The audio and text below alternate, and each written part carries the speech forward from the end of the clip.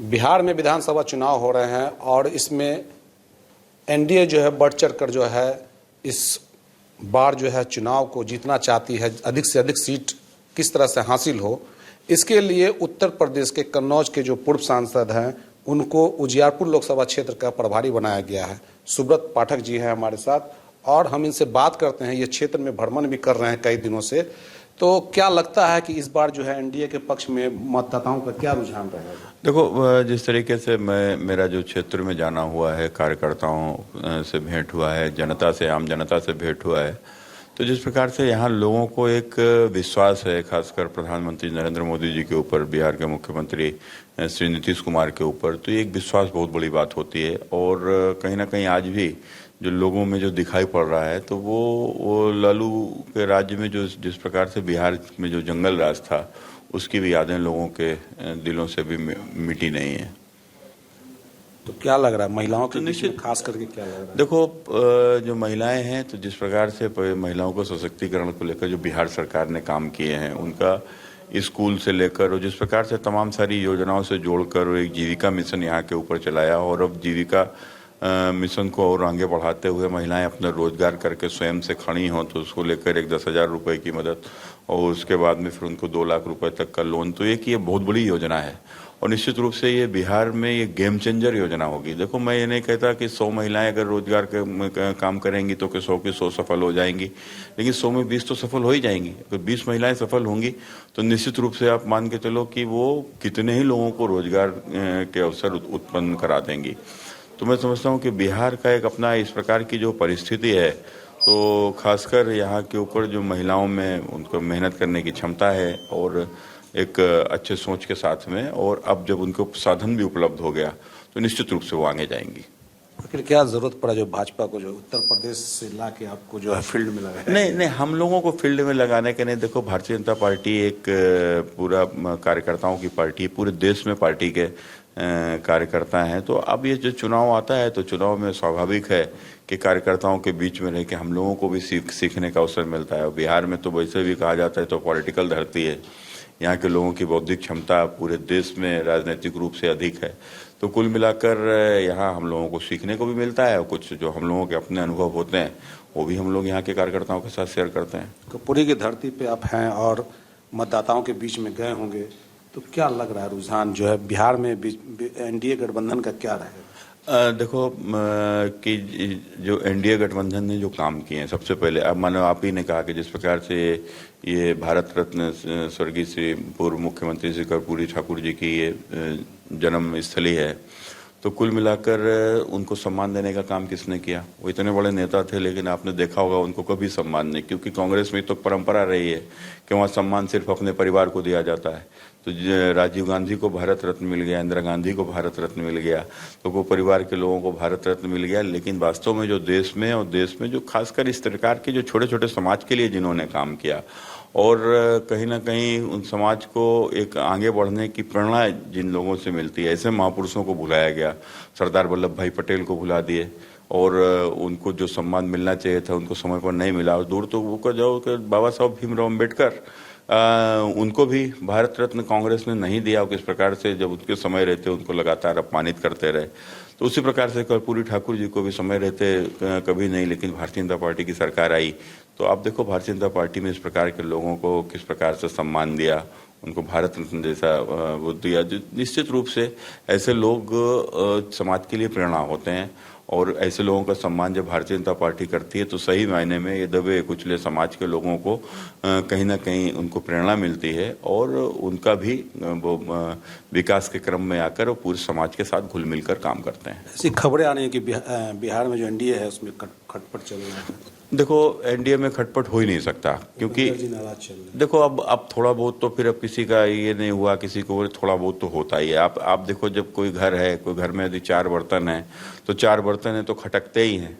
तो अब आप समझते हो कि, लेकिन अब उसमें यह है कि आप सब लोग मिलकर, चूंकि एक अच्छी सोच के साथ में, और सबका लक्ष्य है कि बिहार बहुत आगे जाए, बिहार के पास क्षमताएं हैं, तो वो सब फिर कहीं ना कहीं सबको थोड़ा बहुत दबना पड़ता है। और तभी परिवार भी, मतलब गठबंधन है तो हमारा परिवार है, तो एक परिवार को अगर संगठित रहना है तो सबको थोड़ा थोड़ा दबना पड़ता है। बड़े को कुछ ज़्यादा, तो आपने देखा होगा कि भारतीय जनता पार्टी हो या नीतीश कुमार जी हो, सभी लोग मिलकर के ये इस गठबंधन में एक दूसरे का सम्मान कर रहे हैं। चिराग को कुछ ज़्यादा ही सीट मिलने की नहीं, अब देखो, अब ज़्यादा सीट तो का कोई विषय नहीं है। अब चिराग जी को 5 लोकसभा मिली थी, तो 5 लोकसभा के हिसाब से तो 6, 5 छक्का 30, तो 30 सीटें तो उनको इसी हिसाब से होती हैं।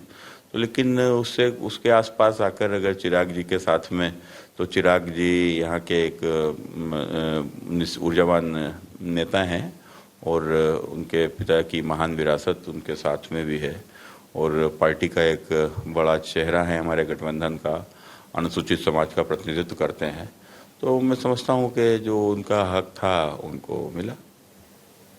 आप उजियारपुर लोकसभा क्षेत्र में हैं, उजियारपुर विधानसभा में बगावती तेवर देखने को मिल रहा है भाजपा ही के अंदर। अब देखो क्या होता है कि हमने कहा ना कि भाई अब गठबंधन होता है तो बहुत सी चीज़ें हम लोगों को भी मन में सोच के रहना पड़ता है। तो भाई ना, अगर हम नहीं दबेंगे, उन्हें हम नहीं दबेंगे तो कहाँ से चलेगा गठबंधन।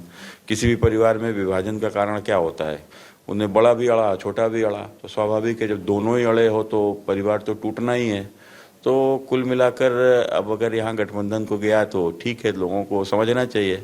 और फिर आप केवल महत्वाकांक्षा ही अगर किसी व्यक्ति की है तो उसको तो कुछ नहीं कहा जा सकता। जिलाध्यक्ष ने नामांकन कर दिया। अब कहा ना कि अधिकार सभी को है, लेकिन सोचना चाहिए एक पार्टी से बन के अगर कोई व्यक्ति को पहचान अगर मिली, अगर मानो मुझे कोई पहचान मिली है तो मुझे पहचान किसके कारण से मिली, भारतीय जनता पार्टी के कारण। तो भारतीय जनता पार्टी से कभी बड़ा नहीं हो सकता, कभी बड़ा नहीं हो सकता।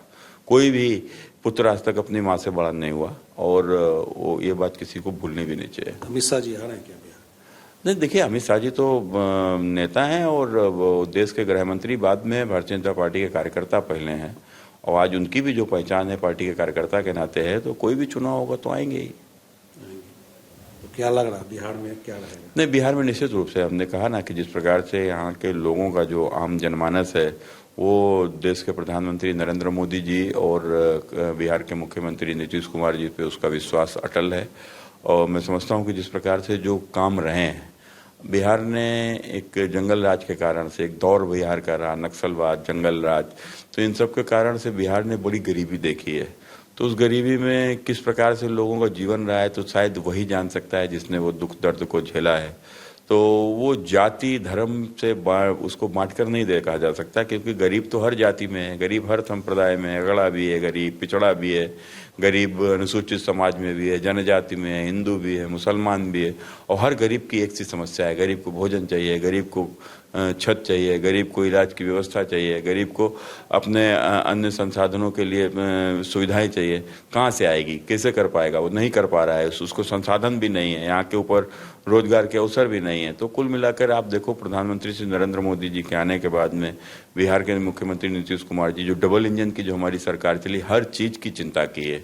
मैंने गरीब को एक पक्का आवास भी मिल जाए, आवास के बाहर एक शौचालय भी बन जाए, अंदर उसके घर में गैस चूल्हा सिलेंडर भी आ जाए, किसान छोटी जोत का भी है तो उसको भी 6,000 रुपये सम्मान निधि आ जाए, इलाज के लिए भगवान न करे कभी बीमार हो जाए तो 5 लाख रुपया का उसके ऊपर सुरक्षा चक्र हो जाए, और भोजन का संकट कतई ना रहे कि सुबह रोटी खा ली तो शाम को रोटी मिलेगी नहीं, शाम को खा ली तो सुबह कैसे आएगी, तो उसको लेकर अनाज की व्यवस्था। तो कुल मिलाकर एक गरीब की जरूरतमंद की जो चीज़ें हैं उसको पूरी तरीके से सरकार ने उपलब्ध कराया। फिर दूसरा, जिस प्रकार से यहाँ का इंफ्रास्ट्रक्चर, आज मैं जब गांव में जाता हूँ तो मुझे कोई गांव में कोई गली कच्ची नहीं मिलती है, मुझे गांव तक संपर्क मार्ग मिलते हैं। यहाँ तो मुझे गांव में गैस पाइपलाइनें बिछती हुई दिखाई पड़ रही हैं। तो जिस तरीके से बिहार का इंफ्रास्ट्रक्चर में जो बिहार का विकास हो रहा है, तो यहाँ पर रोड, सड़कें, कनेक्टिविटी, हर चीज़ से लेकर, तो निश्चित रूप से एक अच्छी सरकार आती है तो ये सब चीज़ें दिखाई पड़ती हैं। और एक बार फिर से एनडीए की सरकार आने के बाद, और जिस प्रकार से यहाँ पर जो महिला सशक्तिकरण के साथ साथ जो तमाम अन्य रोजगार के अवसर उपलब्ध कराने के लिए सरकार की जो बहुत सारी योजनाएं,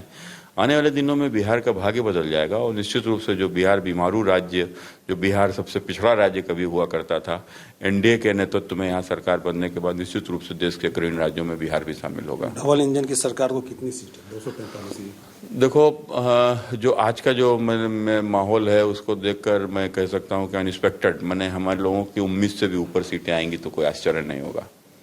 जी, तो आपने देखा कि डबल इंजन की जो सरकार है उसका इस बार के विधानसभा चुनाव में उम्मीद से ज़्यादा सीटें आने की इन्होंने कहा है। और एनडीए की सरकार बनेगी।